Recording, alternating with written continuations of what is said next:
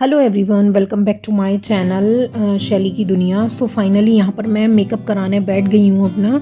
और first time मैंने कोई मेकअप आर्टिस्ट को घर पे बुला के उनसे मेकअप कराया। वैसे तो मैंने अपनी शादी में मेकअप कराया था मेकअप आर्टिस्ट से, बट वहाँ जाकर कराना और घर पे बुलाना एक अलग ही एक्सपीरियंस होता है। और आप पूरा पूरा एक्सपीरियंस मैं आप लोगों के साथ शेयर करूँगी। एक्चुअली वो एक फ्रीलांसर थी और जो मैंने अपनी शादी में कराया था वो प्रोफेशनल मेकअप आर्टिस्ट थी, वो फ्रीलांसर नहीं थी। उसका एक अलग स्टूडियो था अपना। ये एज अ फ्रीलांसर मैंने बुलाया था। तो यहाँ पर मेरा मेकअप चल रहा है। और वो ये मेकअप मैं क्यों करा रही हूँ, एक्चुअली वीडियो थोड़ा सा पुराना है, ये मेरे ड्राफ्ट में पड़ा था। सोचा आप लोगों के साथ इसको शेयर कर देती हूँ, शायद थोड़ा सा हेल्पफुल होगा आप लोगों के लिए। तो यहाँ पर मैंने अपना शादी का लहंगा ही पहना है। और अगर आप मेरे को अगर आप मेरे इंस्टाग्राम पे मुझे फॉलो करते होंगे तो आपको पता ही होगा कि मैंने ये मेकअप कब कराया था, क्यों कराया था। तो यहाँ पर मेरा जो बेस वगैरह है वो तैयार हो रहा है। फेस का बेस जो है, सबसे पहले फेस को मॉइस्चराइज़ करके वही करेक्टर लगाया क्योंकि मेरे डार्क सर्कल्स हैं। फिर यहाँ पर इन्होंने ये बेस तैयार किया। एक्चुअली ये वीडियो तब की है, तब मैंने मेकअप आर्टिस्ट का कोर्स नहीं किया था। और उसके बाद जब मैं अब इसका वॉइस ओवर डाल रही हूँ तो मुझे थोड़ा सा अजीब लग रहा है क्योंकि मुझे बेस जो है वो बहुत केकी लग रहा है। आपको भी देखने से लग रहा होगा, सामने से बिल्कुल भूत जैसा फेस बना हुआ है। आप देख सकते हो, मैं बार बार यहाँ कैमरे में देख रही थी। रिंग लाइट मैंने लगाई हुई थी, तो साथ में जब फ़ोन का जो कैमरा था उसको मैंने ऑन किया हुआ था। वीडियो रिकॉर्डिंग मुझे पूरी करनी थी ताकि मैं बाद में देख सकूँ कि कैसा मेकअप हुआ है, ओवरऑल क्या क्या स्टेप्स उन्होंने फॉलो किए थे। क्योंकि अब मैं प्रोफेशनल मेकअप आर्टिस्ट बन चुकी हूँ तो मैं सारी चीज़ें जो हैं देख सकती हूँ, मतलब पहचान सकती हूँ क्या क्या चीज़ें कैसे कैसे स्टेप बाय स्टेप हो रही हैं। तो यहाँ पर बेस जो था, अब जो अगर मैं वॉइस ओवर करी हूँ तो मुझे बेस इतना ज़्यादा लग रहा था, लेकिन हाँ थोड़ी देर बाद ये सेटल डाउन हो गया था। कुछ कमियां मुझे लगी थी इस मेकअप में, वो मैं आपसे आगे वीडियो में शेयर करूंगी। तो आप पूरा मेकअप वीडियो ये देखना। अगर आप भी किसी फ्रीलांसर को देख रहे हैं, आप मेकअप आर्टिस्ट को देख रहे हैं, या फिर आप मेकअप आर्टिस्ट बन चुके हैं, तो आप खुद ये चीज़ फील करेंगे कि आप जब सीख जाते हैं तब आपको कितनी चीज़ों की नॉलेज हो जाती है। और जब आपको पता ही नहीं होता क्या चीज़ कैसे होनी है तो फिर आप वैसे ही करा लेते हैं, बिल्कुल मतलब उस चीज़ की नॉलेज ही नहीं होती। कोई कैसे भी बेस लगा रहा है, वैसे सीखा हुआ इन्होंने अच्छी जगह से था, वो जगह मैं रिवील नहीं कर सकती, सॉरी।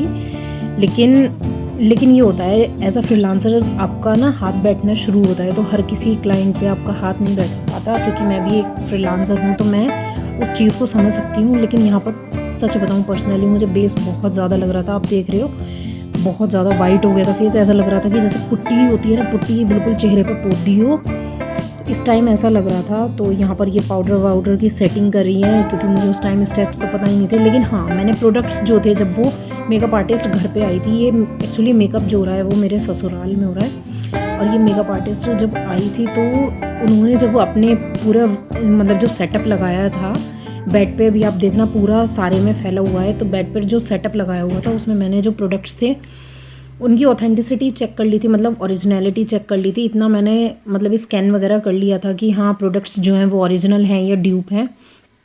थोड़ी बहुत चीज़ें तो मैंने देख ली थी, बट मेकअप की नॉलेज नहीं थी, इतना डीप नॉलेज नहीं होती। लेकिन जब आप प्रोफेशनल बन जाते हैं तो आपके पास नॉलेज आ जाती है। By nature she was very good. और आप कपड़े देखकर पहचान ही सकते हो कि ये वीडियो जो है ये विंटर की होगी ऑब्वियसली। तो ये विंटर की वीडियो है और इसको मैं अब पोस्ट कर रही हूँ, मेरे पास थी तो सोचा आप लोगों के साथ कुछ रिव्यू शेयर कर दूँ मैं। और ये बिल्कुल ऑनेस्ट रिव्यू होगा। और ये मैंने फ़र्स्ट टाइम बुलाई थी मेकअप आर्टिस्ट। ये एक्चुअली जो वीडियो है ये फ़ेब की है, जब मेरे ससुराल में शादी थी मेरे देवर की, और उसके लिए मैंने मेकअप आर्टिस्ट घर पे बुलाई थी। पहले प्लान था कि मैं जाकर कराऊँ, बट इतना टाइम नहीं था। और उस दिन लाइट इतनी ज़्यादा परेशान कर रही थी, बहुत ज़्यादा बहुत ज़्यादा फ्लक्चुएट हो रही थी, आ रही थी जा रही थी, आ रही थी जा रही थी, मंदी तेज, बहुत ज़्यादा प्रॉब्लम हो रही थी। और इसके साथ मैंने हेयर स्टाइलिस्ट भी बुलाई थी। मतलब इनको एक्चुअली इन्होंने कोर्स दोनों किया हुआ है, लेकिन इनको हेयर में इतना इंटरेस्ट नहीं है, तो हेयर स्टाइलिस्ट साथ में आई थी। May be she is her friend. तो उसने हेयर स्टाइल जो था वो मेरा बहुत अच्छा बनाया था, बहुत पसंद आया था। और लास्ट में जब पूरा फुल गेटअप मेरा रेडी हो गया तो सभी लोगों ने इतना अच्छा कॉम्प्लीमेंट दिया था। क्योंकि बेस को एक्चुअली क्या है ना, बेस हमेशा मैं यही ट्राई करती हूँ। मैं भी जब मेकअप करती हूँ, अपना मेकअप करती हूँ या किसी क्लाइंट का मेकअप करती हूँ, मैं भी हमेशा यही ट्राई करती हूँ कि पहले बेस मैं कर दूँ, देन उसके बाद आई मेकअप करूँ। इससे क्या होता है, बेस को जो आपका फेस पे बेस बनाए ना उसको सेटल होने में टाइम लगता है। तो वो जब आप निकलते हैं मेकअप कराने के बाद, जब आप रेडी हो जाते हैं, फुल गेटअप रेडी हो जाता है, तो उसमें ऐसा नहीं लगता कि बिल्कुल थोप दिया है। ये बेस ना इतने में सेटल हो जाता है, इतने आप आई मेकअप वगैरह कर रहे हैं बाकी। और मैं ना ऑलरेडी लेट बहुत ज़्यादा हो चुकी थी। आपको आवाज़ आ रही होगी पीछे बैकग्राउंड में, ढोल की आवाज़ आ रही थी। तो मतलब गुड़चड़ी जो थी वो होने को तैयार हो गई थी, बिल्कुल मैं रेडी नहीं हो पाई थी, मैं बहुत ज़्यादा लेट थी। तो हमेशा मैं आप लोगों को एक टिप दूँगी, जब भी आपको कभी मेकअप कराना हो, किसी मेकअप आर्टिस्ट से कोर्स कराना है, अगर वो आपको 2 घंटे बोलकर चल रहे हैं ना, 2 घंटे का ड्यूरेशन आपको अगर वो दे रहे हैं, तो आप ये सोच के चलना कि 2 घंटे तो बिल्कुल नहीं लगने, उससे मतलब साढ़े 3 से 4 घंटे कहीं नहीं गए आपको रेडी होने में। क्योंकि बहुत सारी चीज़ें होती हैं, ज्वेलरी लगाना, ज्वेलरी पहनाना, उसको दुपट्टे की सेटिंग, बहुत सारी चीज़ें होती हैं जिनमें टाइम लग जाता है। और उस दिन तो लाइट ही इतना, मतलब सोने पे सुहागा यही हुआ कि लाइट इतनी ज़्यादा दिक्कत कर रही थी, बहुत ज़्यादा। मतलब मुझे हेयर स्टाइल बनवाने में इतनी ज़्यादा प्रॉब्लम आई थी, क्योंकि मेरे कर्ल्स क्रिम्प वगैरह कुछ नहीं हो पा रहे थे। और जब तक क्रिम्पिंग नहीं हो सकती, जब तक क्रिम्पिंग नहीं होगी, तब तक तो आपके बालों में वो टेक्सचर आ ही नहीं सकता बिल्कुल भी।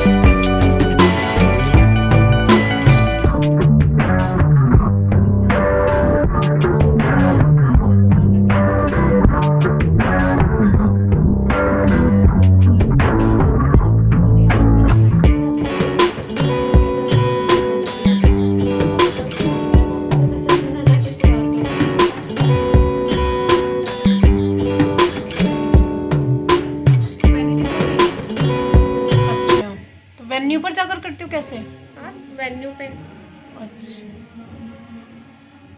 मेकअप मेरा यहाँ पर डन हो चुका था, और इस हेयर स्टाइल को बनवाने में बहुत पापड़ बेलने पड़े थे, क्योंकि लाइट बहुत दिक्कत कर रही थी। और ऊपर से ये हुआ कि जो मेरे को एक्सटेंशन लगवानी थी, वो एक्सटेंशन जो थी वो रीयूज़ वाली थी, और जो मैंने यूज़ की थी, मतलब पहले मुझे पता नहीं था, मुझे इतनी नॉलेज नहीं थी, तो मैंने उसको धोकर नहीं रखा था वॉश करके यूज़ करने के बाद, क्योंकि उसमें स्प्रे वगैरह लग जाता है तो वो बेकार हो जाती है। लेकिन ओवरऑल जैसे तैसे करके उसको एडजस्ट करा हमने, और आप देख सकते हो। लेकिन एज अ बिगिनर सभी से ये गलती होती है, और शायद मुझसे भी यही गलती होगी। तो आप देख सकते हो बीच में मुझे टीका लगवाना था, तो वो टीका जो था वो लगाना भूल गई थी।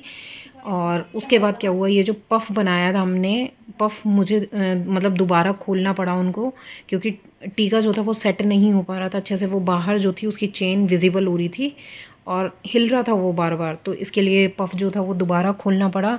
और ज्वेलरी मैंने जो थी ये अमेज़ॉन से मंगवाई थी, अगर आपको लिंक चाहिए तो लिंक मैं दे दूँगी।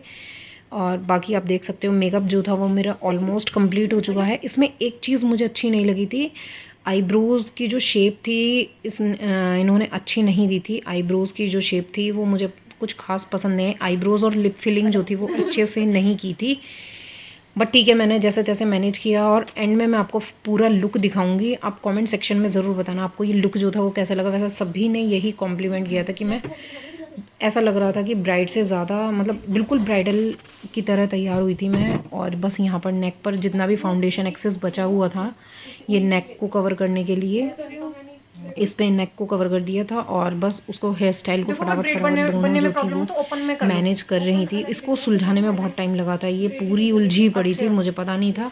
अगर मुझे ऐसा पता होता तो मैं एक्सटेंशन ही दूसरी मंगवा लेती। वैसे मैंने जो थी ये हाईलाइटिंग वाली एक्सटेंशन रखी हुई थी, क्योंकि अभी मैंने उससे पहले मैंने जब एक बार हेयर स्टाइल बनवाया था, सिर्फ मैंने हेयर स्टाइल बनवाया था, तो उसमें मैंने ये हाइलाइटिंग वाली ये जो एक्सटेंशन थी ये परचेज़ की थी, तो इसी को मैंने रीयूज़ कर लिया था। वॉश नहीं किया था, मुझे पता नहीं था, ना ही उसने मुझे इन्फॉर्म किया था कि अगर आपको इसको रीयूज़ करना है तो आप इसको वॉश कर लेना। अब तो मुझे पता चल गया है। तो इसको जब भी आप कभी एक्सटेंशन लगवाते हैं अपने बालों में, अगर आपको उसको रीयूज़ करना है तो आप मेक श्योर हमेशा उसको वॉश कर लें बिल्कुल अच्छे से। मतलब जैसे आप अपने हेयर वॉश करते हैं बिल्कुल सेम प्रोसेस वही होगा। और कभी भी हेयर ड्रायर उस पर ना मारें, एकदम नेचुरल करा है। और बस उसके बाद मेकअप मेरा जो था वो हेयर स्टाइल जो था वो होना शुरू हो गया। अब लास्ट में आप पिक देख सकते हो।